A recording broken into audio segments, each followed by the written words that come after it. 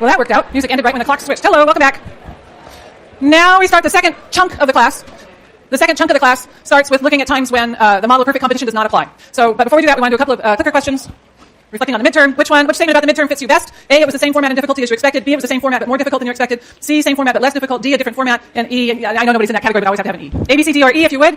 Shouldn't take you too long, so let's say 3 seconds. 1001, 1002, 1003, and stop. All right. So majority are on A. 20. Oh, here, I'll just show you. There you go. So most on A, same format, same difficulty. Some more difficult, few less difficult. And then those D and E answers, I don't know what those are. All right, next one. Where did you spend the most time? As you were preparing for the midterm, which thing took the most time? A, doing the old midterm questions. B, reviewing your notes with or without the webcast. C, reviewing the blue and golds in the section exercises. D, rereading the book. Or E, attending a review session. Which of those things took the most of your time as you prepared for the midterm? A, B, C, D, or E? Pretty straightforward questions. Let's say 4 seconds. 1, 2, 3, and 4. All right, looks like for 2/3 of you it was the old midterm questions, and then we're kind of evenly split between reviewing the lecture notes and reviewing the book. All right, next question. Think about the marginal benefit. Which of those study strategies had the highest marginal benefit for you? So the last hour spent doing that thing paid off the most. Doing the old questions, reviewing the lecture notes, reviewing same 5 options. Reviewing blue and golds, rereading the book, attending a review session. A, B, C, D, or E. 3 seconds. 1001, 1002, 1003, and that's good. All right, so 2/3 doing old review questions and then split pretty evenly amongst B, C, D, and E. And then one more next, and then this one. Will you adjust your study strategy for the next midterm? So the next midterm is just 3.5 weeks, 4 weeks from the last one. So A, I'll do the same things I did, but I'll give it more time. B, I'll do the same things and spend the same amount of time. C, I'll do the same things but spend less time. D, I'm going to try a different strategy and more time. And E, I'm going to try a different strategy and equal time. There is no F, which would be a different strategy and less time. 3 seconds. 1, 2, and 3. So we got a little more than half. We're going to do the same things but give it more time. Equal time. Only 2% are going to give it less time. So there you go. All right. Cool. Thank you very much. So what we're going to look at today is we're going to look at the distribution of income. And as we look at the distribution of income, it's important to be able to make a distinction between wealth and income. There are reader articles. The reading from the textbook for today looks at the perfect competition case. I'm going to come back to that in just a second. The reader articles are the ones for today. Well, the reader articles on distribution are the ones that I'm really drawing from for what we're going to talk about today.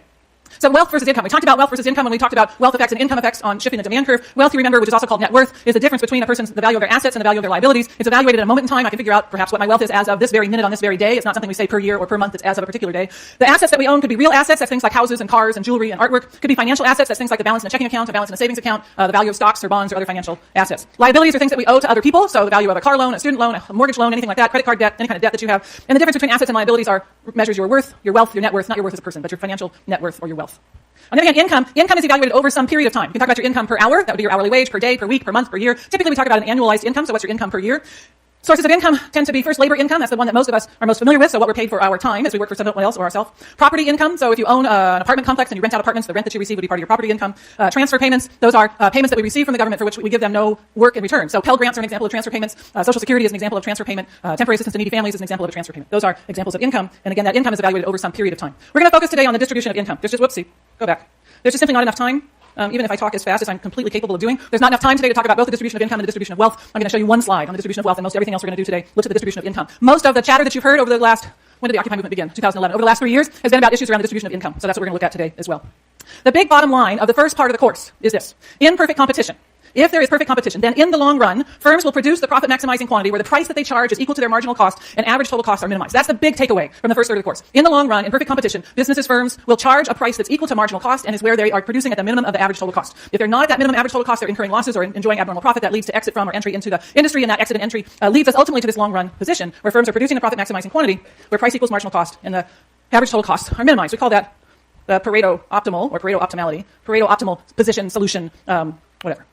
However, in order for us to come to that point where price equals marginal cost and average total costs are minimized, there's a bunch of assumptions that had to be satisfied. And if any of those assumptions are not satisfied, then we're going to say there's market failure. So those assumptions are first, perfect competition. There has to be perfect competition. Second, there has to be profit maximization. Businesses have to, let me back up. Perfect competition has to be lots and lots of firms producing a homogeneous product in an industry in which there are no barriers to entry or exit. There has to be profit maximization. That is to say the goal of the businesses is to maximize profit, the difference between total revenue and total cost, where total costs include both explicit and implicit costs. There has to be utility maximization. That is to say consumers are doing the thing that gives them the highest level of satisfaction or utility being just another word for satisfaction. There has to be well-defined private property rights. It has to be clear who owns everything that's a part of or affected by the transaction. So it's clear who owns this blue clicker in my hand. I do. There's well-defined property rights around this. There's well-defined property rights around the pen that you're writing with. The air that we're breathing, not so well-defined property rights. It's not clear who owns the air that we're breathing.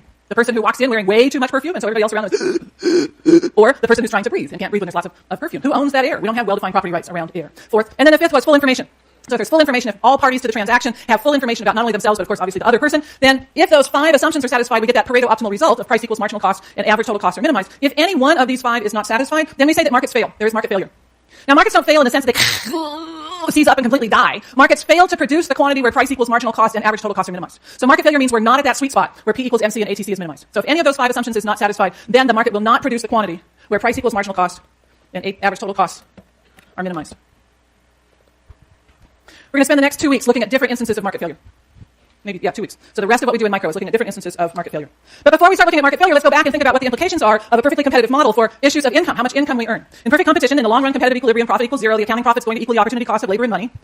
So we ask you to think about that on the exam and think about why a teenager might be willing to engage in a business that has a really low accounting profit, and a CEO would not be willing to engage in a business that has a really low accounting profit because the opportunity costs, particularly here at the time, are quite different for a teenager than they are for a chief executive officer. In perfect competition, if we've got perfect competition, then the income that we earn, our worker income, the income that we earn for selling our labor, depends upon something that's called the marginal revenue product, and that was the piece that you read about in chapter 9. Our income depends upon our marginal revenue product, where marginal revenue product is the increase in total income to the firm from hiring one more worker. So marginal additional revenue product is the additional revenue from producing the product, the good, the service, whatever it is, the additional revenue from hiring one more worker, producing and selling the product. That's going to depend upon 1, the marginal product of the worker, that is how much additional output that worker produces, and 2, the price for which that output sells. So you have a worker who can produce, an additional worker produces 1 widget per hour.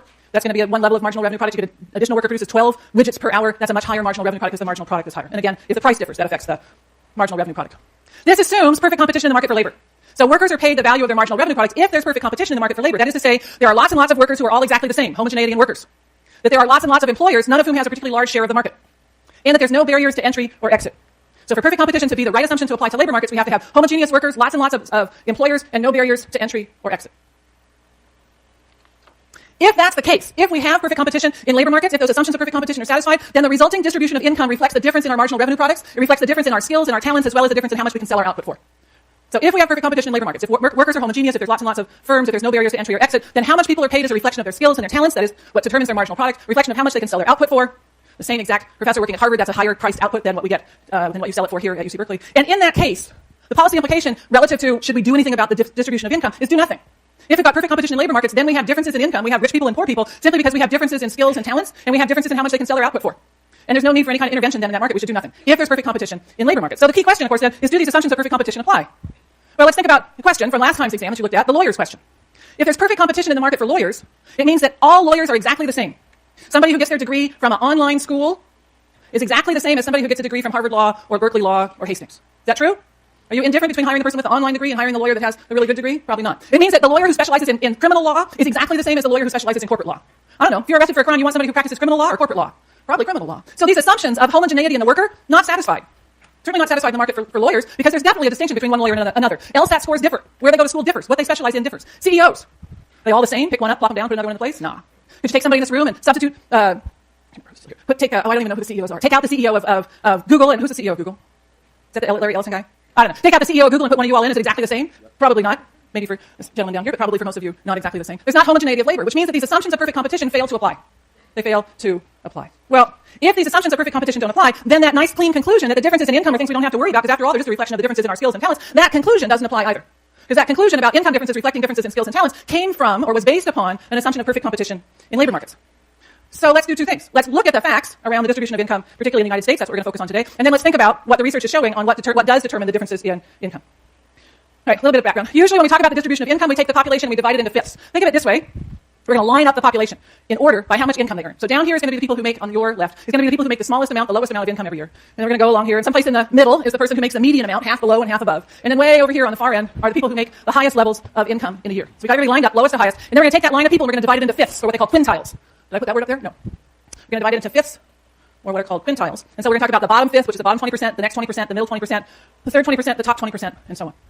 Once we do that, we can calculate something that's called a Gini coefficient. A Gini coefficient is one number that gives us a measure of how evenly distributed something is. Here we're going to use it to talk about distribution of income. We can use it to talk about the distribution of anything.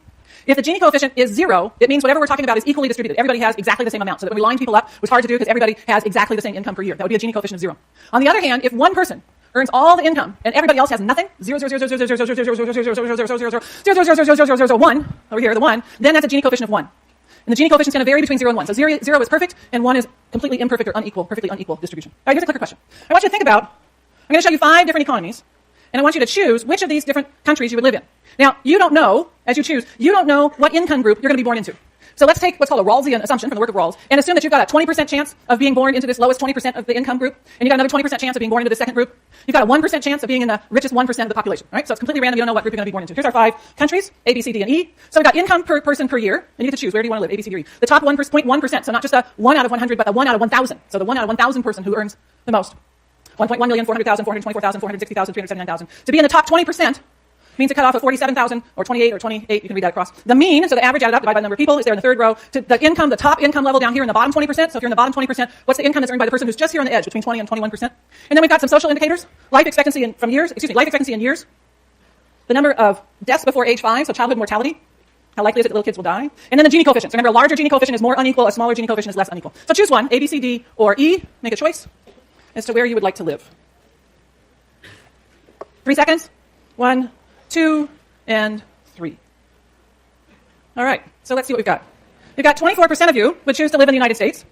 16% would choose to live in Denmark. 54% would choose to live in Japan. 5% would choose to live in England. And 1% would choose to live in Brazil. So those are the actual data for those 5 countries from the late 1990s. Right, so that gives you a sense of what your preferences are for how you would like to trade off these various things. So let's ask some more clicker questions and see how we're doing on what we know. For the United States, how much income did a household need in 2013, so last year? How much income did a household need in order to be in this top 20% of income earners? So what's the minimum amount, the amount that this person would have had to earn in order to just be in the 81st instead of the 79th percentile? 50, 100, 150, 200, 250. What's the income cutoff for being in the top 20%? 4 seconds. 1, 2, 3, and 4. Let me show you your responses. And the actual value is 106,000. So B is the closest. 31% of you gave that. We've got another 25% who thought it was 150, 23% who thought it was 200, and 12% who thought it was 250. So 80% of the population makes less than 106,000 per year. This is for the U.S. 20% makes 106 or more. Okay, let's try the next one. What percentage of households earned more than $200,000 last year? What percentage of households earned more than 200,000? So we know we're over here. What percentage are at the $200,000 and above level? 3, 5, 7, 9, or 11? 3 seconds. 1, 2, and 3. What's the answer? The answer is 4.8%. So about 5%. So about 5% of households made $200,000 or more. What do we have? 41% of people gave that answer. 24% thought it was smaller than that. And then the remaining 35% thought more than 5%, 7% or more. Here's another one.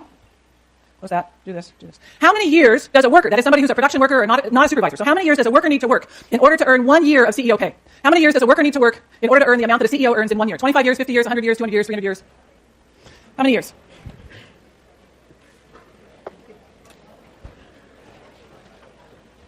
Three seconds. 1, 2, and 3. Well, to tell you the truth, we need an F here that's 350 years. In order to earn what a CEO earns in 1 year, let's take an average CEO pay from 2012. Your typical worker needs to work 350 years.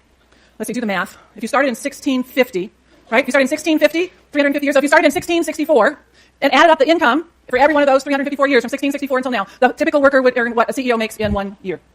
That number used to be around 50 or so, not very many years ago. So let me see if I can pull this off. Let's get rid of this. I'm going to see if I can do a video without like crashing the whole system. Oh, I'm making progress. Let's see if this works. Pop in. Let's see if this works. Oh, I got to move this thing into here. No, I don't know where my thing is. Oh no, I don't want to learn more. I want to play it. Does that mean I can't play it? Well, never mind. It was really cute. It's really cute. I don't think the link was in, that the link was in the, but basically it was one of these graphics that shows here's one CEO and 30 years ago, here's 50 workers, and then here's one CEO and now there's 350 workers to earn the same pay. All right, how am I doing on time? Yeah. Where am I? Okay. So we've got some sense from those clicker questions as to how much income folks are earning. So, and I'm going to skip the fun thing. All right, so pretend, usually I pull people up on the stage, but I want to get all the way through this. I'm not going to do it. So pretend we've got people lined up here from lowest to highest, lowest income. And if everybody earned the same amount of money, we've got everybody lined up, and then we're going to add up how much income is earned in a year by everybody on our line. So we've got the whole population of the U.S. from the lowest income on your left to the highest income on your right. We're going to get out a spreadsheet, ask each one of these people, how much do you make? We're going to add that up so we get one number that's the total income earned by this whole group of people up here in a year. If there was equal distribution of income, then the folks down here in the lowest 20% of income earners, if there was equal distribution, then they would receive